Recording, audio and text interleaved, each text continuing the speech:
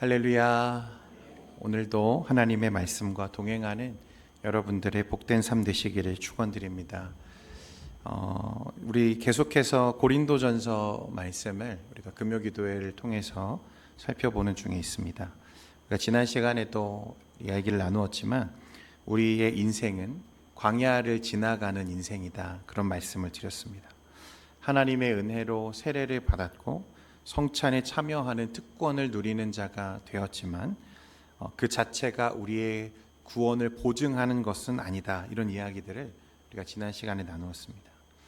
바울 사도는 이 같은 진리를 이스라엘 백성들의 실패의 역사를 통해서 은혜의 표징은 믿음으로 반응할 때에만 참된 생명이 된다는 사실을 우리에게 이야기했습니다. 이 말은 우리에게 주어진 그 구원의 은혜가 우리가 어떻게 하느냐에 따라서 취소될 수 있다는 것을 의미하는 건 아닙니다. 여기서 말하는 이 멸망, 이스라엘의 멸망은 우리 안에 여전히 남아있는 옛 사람들, 그림자들, 아말렉 같은 것들을 속가내는 이 성화의 과정을 우리에게 설명하는 거죠. 이스라엘 백성들은 광야에서 불평하면서 실패했지만 사실 하나님은 그들을 완전히 버리지는 않으셨습니다. 출애굽 1세대는 광야에서 전부 엎드려져 죽었지만 그래서 바울은 이것을 멸망했다라고 표현했지만 하나님이 그 출애굽 여정 자체를 취소하시거나 이스라엘 민족을 버리신 것은 아니라는 것입니다. 다만 그들은 그 구원의 은혜가 주는 이 생명의 기쁨을 그 삶에서 온전히 누리지는 못했고 그 하나님의 나라, 약속의 땅을 생전에 밟아보지 못하는 하나님의 징계를 받아야만 했다는 거예요. 광야에서 죽게 되었다는 것입니다. 여러분, 저와 여러분도 마찬가지입니다. 우리를 향한 하나님의 사랑과 관심은 여러분 그 무엇으로도 끊을 수 없는 것입니다. 여러분, 이 사실을 믿으십니까? 로마서 8장 39절에 높음이나 깊음이나 다른 어떤 피조물이라도 우리를 우리 주 그리스도 예수 안에 있는 하나님의 사랑에서 끊을 수 없느니라 라고 말씀했습니다. 여러분, 그렇지만 그 사랑에서 누구도 우리를 끊을 수 없지만 우리가 정말 믿음으로 살지 않으면, 믿음으로 하나님의 은혜에 반응하며 살지 않으면 우리도 광야에서 전부 엎드려져 죽었던 출애굽 1세대처럼 그 구원과 은혜, 그 생명의 기쁨을 이 땅에서는 누리기가 어렵다는 사실입니다. 하나님의 영광의 나라를 이 땅에서 살지 못한다는 거예요. 오늘은 그 연장선에서 그러면 이 참된 성화는 그러면 과연 무엇인가? 오늘 바울이 우리에게 말씀하는데 그 당시 고린도 교회의 성도들에게 벌어졌던 실제 신뢰를 들면서 우리에게 이것을 설명하는 것을 봅니다. 오늘 14절 말씀에 보면 우리 14절 말씀 같이 한번 보겠습니다. 시작. 그런즉 내 사랑하는 자들아 우상 숭배하는 일을 피하라. 사도 바울이 이렇게 고린도 교회 성도들에게 이 성화의 과정에 대해서 설명하는 중에 우상 숭배하는 일을 피하라 라고 말하는 것을 보면 당시 고린도 교회 성도들이 무엇하고 있었다는 것을 우리가 알 수 있죠. 우상 숭배를 했을까요? 안 했을까요? 네, 했을 것 같지만 사실은 그건 반은 맞고 반은 틀린 이야기입니다. 좀 구별할 필요가 있는데, 여러분 일전에 우리가 그 고린도전서 이야기 나누면서 우상 숭배에 사용되었던 제물, 이 고기를 먹는 일에 대해서 이야기 나누었던 거 여러분 기억하십니까? 이제 연장선상에 있는 거예요. 고린도라고 하는 이 지역은 로마 제국이라고 하는 당시 그 패권 국가죠. 이 헬레니즘 문화가 가장 찬란하게 번성했던 도시라고 말씀드렸습니다. 그 말은 쉽게 말하면 그들이 섬기고 있는 이 문화 속에서 우상 숭배가 그냥 어떤 일부분적인 게 아니라 그 이상 전부가 되어 있는 상태라고 보면 딱 맞는 거죠.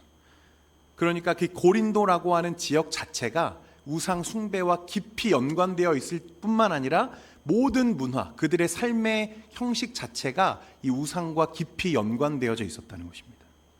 그런데 어느 날 그런 도시에 복음이 들어오고 교회가 세워지고 이제 믿음의 사람들, 성도들이 이제 생겨나기 시작한 거죠. 그런데 이 도시의 성격, 문화, 주된 관심사가 당시 이 헬레니즘 영향과 영지주의자들의 영향으로 이 신지식과 철학적 사상을 숭배하는 이 기류가 완전히 도시를 지배하고 있었기 때문에, 그렇기 때문에 이 도시에 사는 사람들의 생계는 사실상 이 영향에서 벗어날 수가 없는 상태였다는 거예요. 그 모든 영역에서, 그들의 삶의 영역에서 우상 숭배와 연관되어진 것들에서 자유하기가 참으로 어려운 상황이었다는 것입니다. 심지어 무엇조차도 그런 거죠. 먹는 것조차도, 그들이 다루는 식재료조차도 그런 영향에서 벗어나기가 쉽지 않았다는 거예요. 우상 숭배에 사용되었던 이 제사 음식이 버젓이 시장에서 유통되는 게 당시의 문화적 관행이었다는 것입니다. 여러분, 요즘 세계 물류의 거의 80% 이상을 한 나라에서 생산하잖아요. 중국에서 이제 생산이 되어지는데 대단합니다. 그래서 여러분, 우리가 중국 제품을 쓰지 않고 살기가 이제 거의 불가능한 지경에 이르렀어요. 일주일만 여러분 중국 제품을 쓰지 않고 살아보십시오. 여간 불편한 게 아닐 겁니다. 입는 옷부터 우리가 사용하는 기구들, 볼펜 하나, 여러분 그 어느 것도 자유할 수 없게 되는 거죠. 쉽게 말하면 지금 고린도가 그런 상황이었다는 거예요. 고린도 교회의 성도들이 그런 상황에 놓여 있었다는 것입니다. 이 성도들이 먹는 것, 입는 것, 사회제도, 모임, 그 전부가 이 고린도 지역에서 또 자행되어지는 우상 숭배와 깊이 연관되어져 있고 그런 환경에 놓여 있었다는 거예요. 그런데 이 상황을 당시 성도들은 어떻게 이해하고 받아들이고 있었는가 하면, 우리는 이제 복음으로 구원받은 사람들이야. 바울에 의해서 복음을 받았고 이제 우리는 예수 믿었기 때문에 자유한 사람들이야. 이런 생각들이 있었던 거죠. 그래서 바울 선생님이 우상은 아무것도 아니라고 했어. 우상은 없는 거라고 하셨어. 여러분, 이 말은 맞습니까? 틀립니까? 맞는 말이죠. 이 말 자체는 참입니다. 우상은 그게 우상이라고, 신이라고 생각하는 자들에게 의미가 생기는 것이지, 실존적인 차원에서는 우상이 존재하지 않는 거죠. 우상은 아무것도 아니고 우상은 없는 것과 다르지 않아. 그러니까 이 바울로부터 복음, 이런 가르침을 받았던 고린도 교회와 성도들은 이제 이것을 어떻게 이해하고 삶에서 녹여내기 하냐면 우상은 없는 거야. 우상은 아무것도 아니야. 이런 실존적 가르침을 가지고 버젓이 우상 숭배하는 현장에 들어가서 그들이 하는 행위와 문화와 습관을 똑같이 그렇게 살아가고 있었다는 거예요. 그렇지만 뭐라고 생각하는 거죠? 나는 구원받았기 때문에 그 우상이 아무것도 나에게 의미가 없어 라고 여기고는 있는 거죠. 하지만 그 고린도 지역에서 있었던 사람들의 삶의 모습이 그대로 교회와 성도들의 삶에 들어와 있었다는 것입니다. 그 중에 하나가 이 고기 문제였던 거죠. 제사 음식. 바울은 이제 고린도 교회 성도들에게 뭐라고 말하냐면, 주의 잔과 귀신의 잔을 겸하여 마시지는 못한다고 그렇게 설명합니다. 우상 숭배를 피하라, 이렇게 단호하게 우리에게 말하는 거죠. 여러분, 우상 숭배를 피하라. 여러분, 이 피하라는 단어는 헬라어로 이 피고라고 하는 단어인데요, 도망치라, 벗어나다, 피난하다, 아주 급박하고 극적인 회피의 의미를 담고 있는 단어입니다. 그러니까 바울은 고린도 교회 성도들에게 당연히 여기며 그들이 먹고 마시고 있고 살고 있는 그 부분들을 해도 괜찮다고 말하고 싶은 걸까요? 아니면 하면 안 된다고 말하고 싶은 걸까요? 하면 안 된다고 말하고 싶은 거예요. 여러분, 오늘날 저와 여러분이 살고 있는 이 시대도 여러분 경건하고 거룩한 시대가 아니잖아요. 그렇죠? 이 시대에도 고린도 교회만큼 이 시대의 우상이 만연해져 있는 그런 시대를 우리가 살고 있습니다. 물질 만능주의, 자본주의 사상들, 그런 사상들이 만들어내고 양산해내는 문화들을 우리들은 오늘도 끊임없이 소비하면서 그렇게 살고 있는 거죠. 이것들 자체가 우상이다, 이것들 자체가 죄다, 그렇게 전부를 규정하기에는 어려움이 있습니다만, 적어도 그것들이 우상 숭배가 될 수 있고 그런 일들과 깊이 연관될 수 있다는 사실을 우리가 부정하기에는 어렵다는 사실입니다.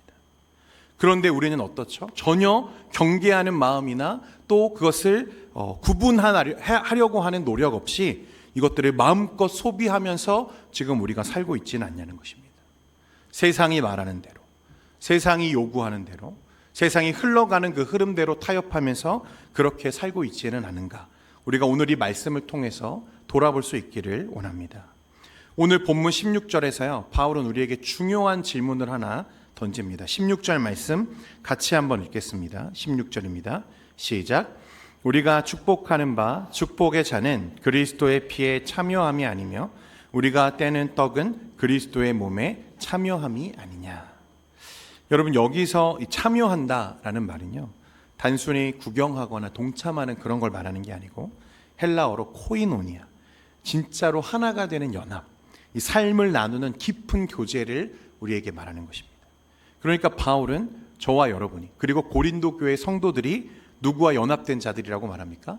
그리스도와 피로 또 몸으로 그렇게 연합되어진 자들이라고 우리에게 말씀합니다. 그분의 죽음과 부활에 함께 묶여있는 자라고 설명하고 있다는 거예요. 그래서 갈라디아서 2장 20절에 보면 내가 그리스도와 함께 십자가에 못 박혔나니 그런즉 이제는 내가 사는 것이 아니요 오직 내 안에 누가 사시는 것이라? 그리스도께서 사시는 것이라. 이제 내가 육체 가운데 사는 것은 나를 사랑하사 나를 위하여 자기 자신을 버리신 하나님의 아들을 믿는 무엇 안에서? 믿음 안에서 사는 것이라. 그러니까 그리스도와 연합된 자들, 그리스도 안에 있는 자들은 이제는 내가 사는 것이 아니고 내 안에 누가? 그리스도께서 사시는 것이고, 나의 육체를 위해서, 나의 정욕과 나의 편리와 나의 유익을 위해서 사는 것이 아니라 하나님 아들을 믿는 믿음으로 사는 것이다 라고 바울이 우리에게 설명하고 있다는 거예요. 여러분, 우리가 성찬을 받을 때 떡과 잔을 마시는 것은 그냥 행해지는 의식이 아닙니다. 우리가 그리스도 안에 있다는 사실, 그리스도와 함께 연합되어져 있는, 하나님과 그 말씀 안에서 깊이 있게 교제하는 사람들이라는 것을 우리가 예식을 통해서 고백하는 거죠. 우리가 서로 하나 된 몸임을 고백하는 자리라는 거예요. 그래서 오늘 17절 말씀에도 보면 떡이 하나요 많은 우리가 한 몸이니 이는 우리가 다 한 떡에 참여함이라.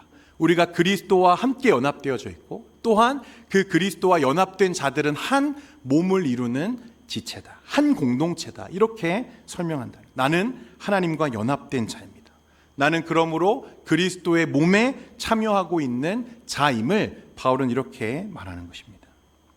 우리가 한 몸이라는 거예요. 사랑하는 성도 여러분, 저와 여러분도 이 바울이 말하는 것처럼 그리스도 안에 연합된 자로 한 몸을 이루는 교회인 줄 믿습니다. 우리가 형제 자매라는 거예요. 여러분 믿습니까? 그런데 바울은 왜 갑자기 이런 이야기를 할까요? 왜 갑자기 떡과 잔에 대해서, 이 연합에 대해서 우리에게 이야기하는 걸까요? 여러분, 이 말은 우리는 그리스도와 연합된 거룩한 백성이 되었다는 뜻이잖아요. 그 말은 우리 각자가 그리스도의 형상을 담아내는 거룩한 그릇이 되었다는 것을 말하는 것입니다. 거룩한 그릇. 여기 계시는 우리 주부 여러분들은 다들 공감하실 거예요. 집에 가보면 그릇들이 참 종류가 다양합니다. 그 중에는 막 쓰는 그릇도 있고 또 덜어는 굉장히 귀히 쓰여지는 그릇들도 있죠. 여러분, 보통 귀히 쓰는 그릇은 여러분 언제 사용하십니까? 귀한 손님이 오셨을 때, 대접해야 될 때, 극진히 그를 모시고 싶을 때 귀한 그릇들을 우리가 사용하게 되죠. 그래서 특별한 그릇들은 그 목적에 따라서 귀한 손님이 오시거나 그런 격식을 갖춰야 할 때만 우리가 사용하는 그릇들이 있죠.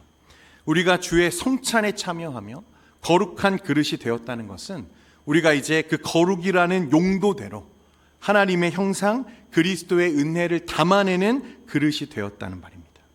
여러분, 이 사실을 동의하십니까? 그런데 그런 거룩한 그릇에 거짓과 우상과 하나님이 가증하게 여기시는 이 세상의 풍습들을 담을 수 있겠냐고 말하는 거예요.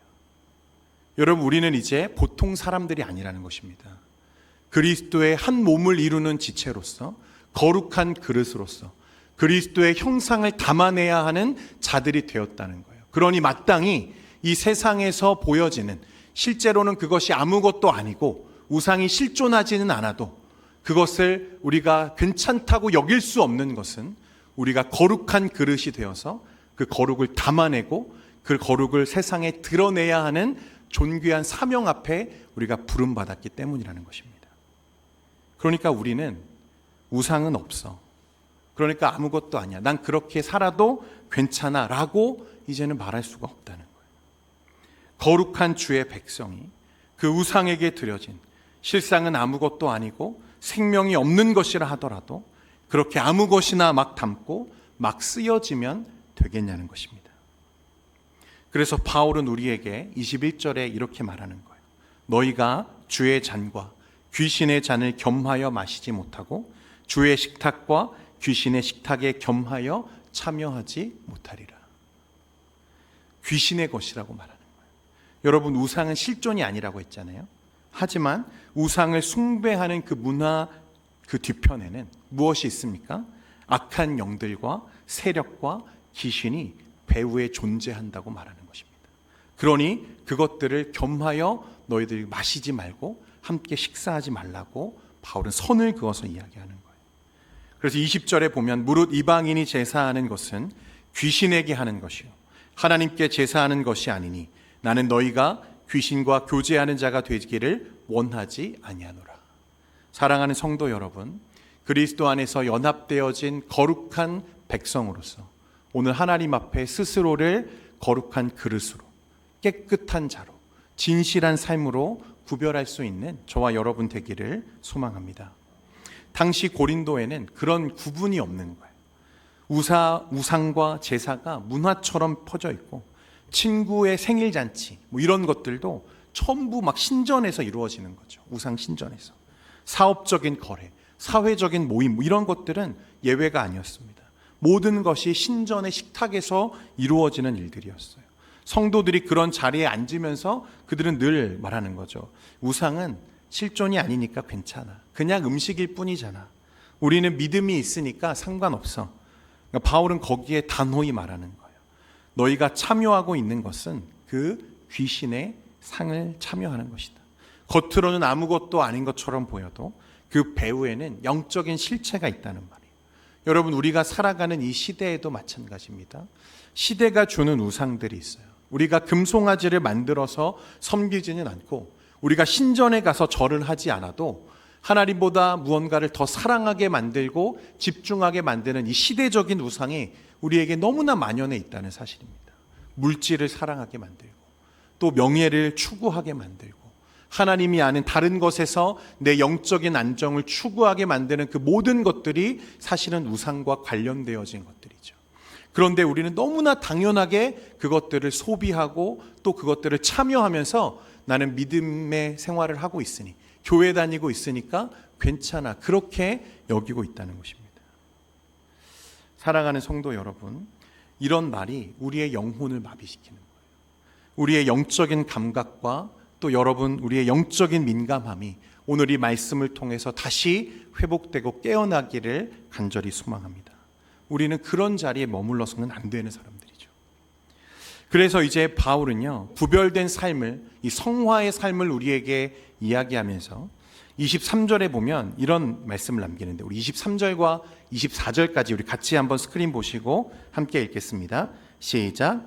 모든 것이 가하나 모든 것이 유익한 것은 아니요 모든 것이 가하나 모든 것이 덕을 세우는 것은 아니니 누구든지 자기의 유익을 구하지 말고 남의 유익을 구하라. 아멘. 모든 것이 가하나 모든 것이 유익한 것은 아니고 모든 것이 가하나 모든 것이 덕을 세우는 것은 아니다. 우리가 앞에서 보았던 이야기가 한 번 더 이제 반복되는데, 여기서 말하는 모든 것이 가하다, 이 바울의 말은 할 수 있다. 여러분, 그런 의미죠. 자유롭게 해도 된다. 왜냐하면 우리는 자유인이니까. 우리를 구속하는 모든 것들이 그리스도의 십자가 은혜로 다 사라졌기 때문에 우리는 참으로 자유한 자들이다. 그래서 모든 것이 가하다라는 말은 그래, 할 수 있다. 그렇게 말하는 것이죠. 우리는 복음 안에서 자유인이기 때문에 음식을 먹는 건 내 선택 아닙니까? 이건 죄가 아니지 않습니까? 그래, 맞다. 할 수는 있다. 하지만 할 수는 있지만 무엇하지는 않다. 그것이 다 유익하지는 않다. 그리고 모든 것이 덕을 세우는 일은 아니다. 이런 이야기를 해요. 그러니까 여러분, 이제 우리 예수 믿는 사람들의 삶은요, 그것이 죄냐 아니냐, 그것을 따지는 것 정도가 아니라 무엇을 생각해야 된다는 것입니까? 그것이 유익한가, 아니면 그것이 덕을 세우는 일이 되는가를 생각할 수 있어야 된다는 거예요. 여러분, 이건 전혀 다른 차원의 삶의 질서를 지금 우리에게 말하는 것입니다. 덕을 세우는 삶. 이 덕이라는 게 뭐냐?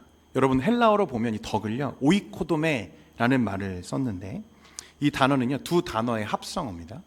하나는 오이코스, 이 집이라고 하는 단어이고, 두 번째는 이 도메라는 말은 네오라는 말에서 비롯된 건데 세우다, 쌓다. 그러니까 둘을 합치면 집을 쌓다 이런 뜻이에요. 직역하면 집을 세운다, 건물을 짓는다. 쉽게 말하면 우리가 덕을 세운다는 것은 마치 우리가 집을 세우고 쌓는 것처럼 다른 사람들의 삶에 기초를 쌓아준다 이런 뜻입니다. 우리가 덕을 세우는 삶을 사는 건 내 옆에 있는 지체들의 삶을 세워주는 것을 말하는 거예요. 여러분 쉽게 생각해 보면 이런 거예요. 우리 예수 믿는 사람들은 이제 믿음 안에서 성화의 과정을 걸어가면서 이제 술을 마시지 않습니다. 여러분 그렇죠? 아니세요? 그냥 드시고 계십니까? 여러분 술을 마시지는 않는다고 생각하겠습니다. 그렇다고 해서 세상과 단절된 삶을 살지 않는 이상은 우리가 그 술자리에 부득이하게 가게 될 때가 있습니다. 특히 뭐 직장에서는 그런 일들이 흔하죠. 그래서 가서 우리는 술을 마시지 않기 때문에 술을 마시지 않기를 바랍니다. 술 대신 사이다나 탄산수로 배를 불리면서 하나도 재미없는 그 자리를 계속 이제 막 받아내 주는 거죠. 여러분 이거 정말 쉬운 일 아닙니다. 그죠? 쉬운 일 아니에요. 그러니까 술을 마시지 않았으니 여러분 분명 죄를 지은 건 아닐 겁니다. 그렇죠? 물론 술을 마신다고 해서 그걸 죄라 이렇게 말할 수는 없겠지만 여러분 그렇게 생각해 보십시오. 그런데 우리는 분명 술을 마시지 않았기 때문에 죄를 지은 건 아닐 텐데, 그런데 만약 그 장면을 믿음이 연약한 한 지체가 보게 되었다고 여러분 생각해 보십시오.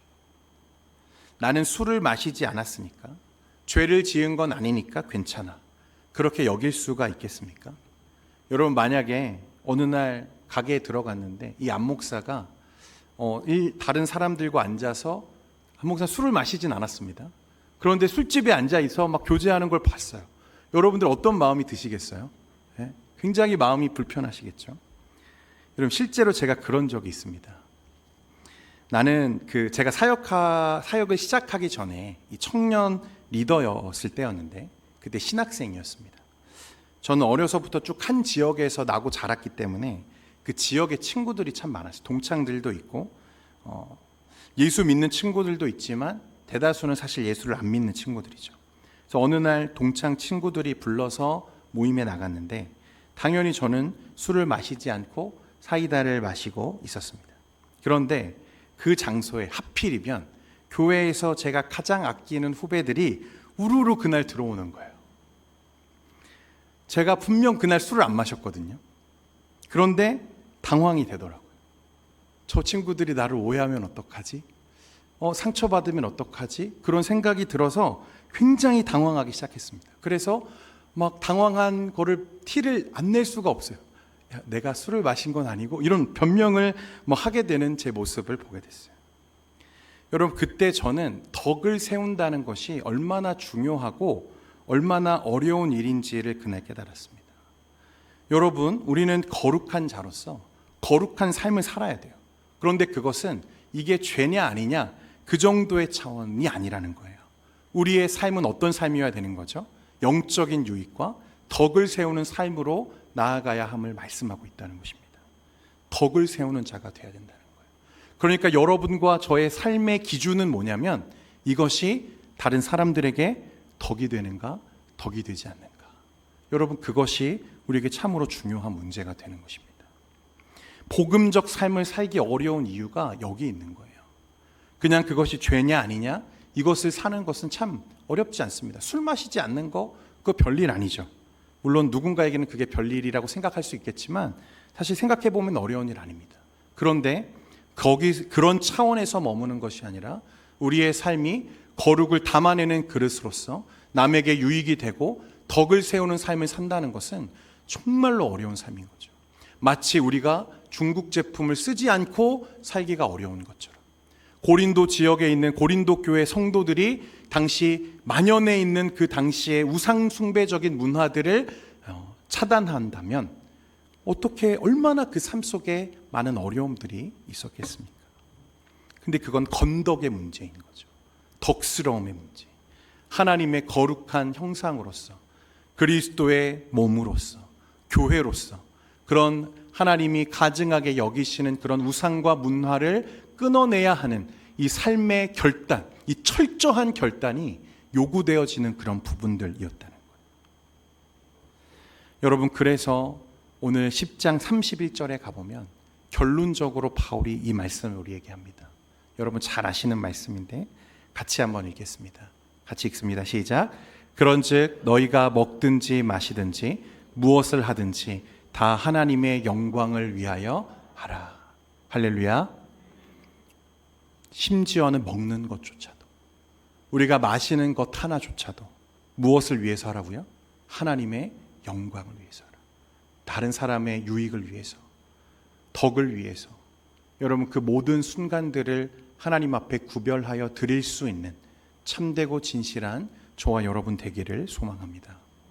그리스도인의 자유라는 것은 이런 것입니다.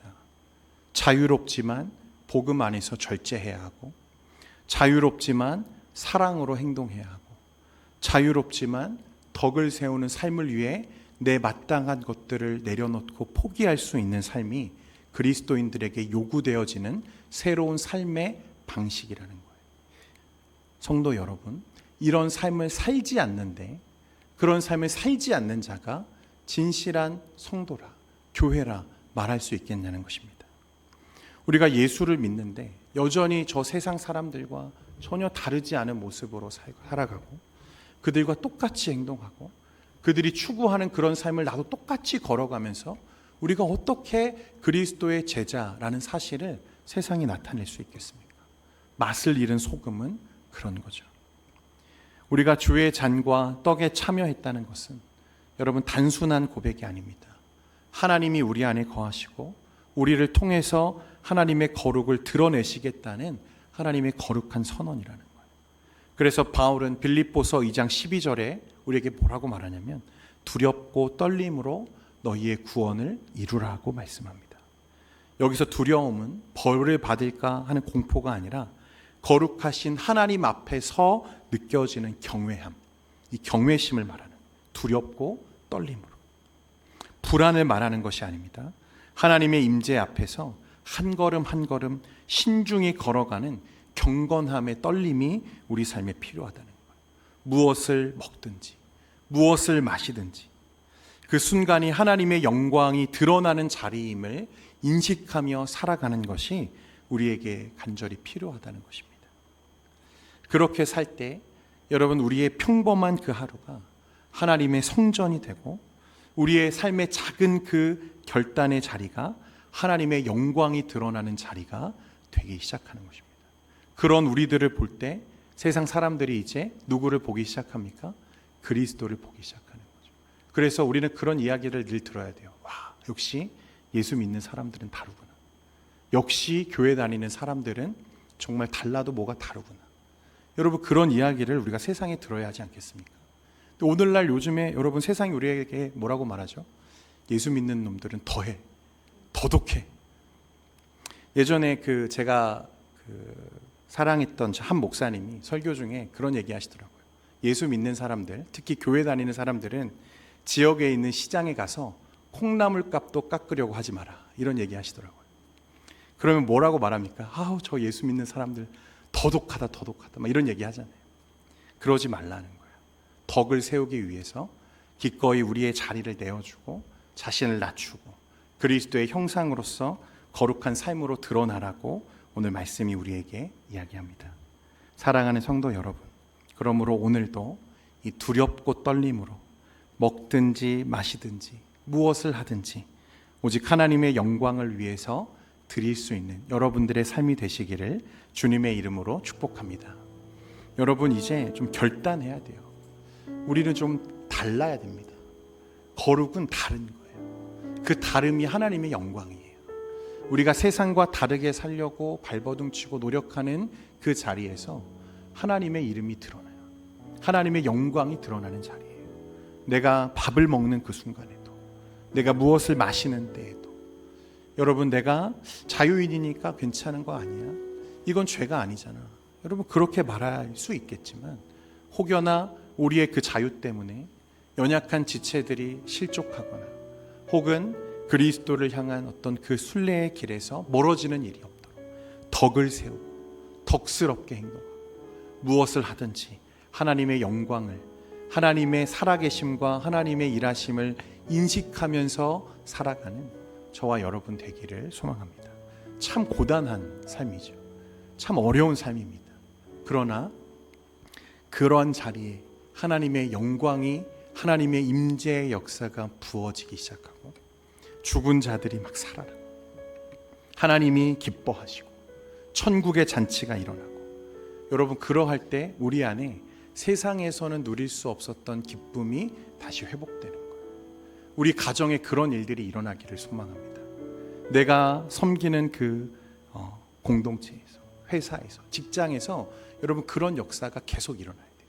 예수의 복음이 드러나고 하나님의 영광 받으시고 임재의 역사가 나타나고 우리 교회가, 여러분의 삶이 그런 하나님의 은혜의 축복, 복음의 통로 되기를 주님의 이름으로 축원드립니다.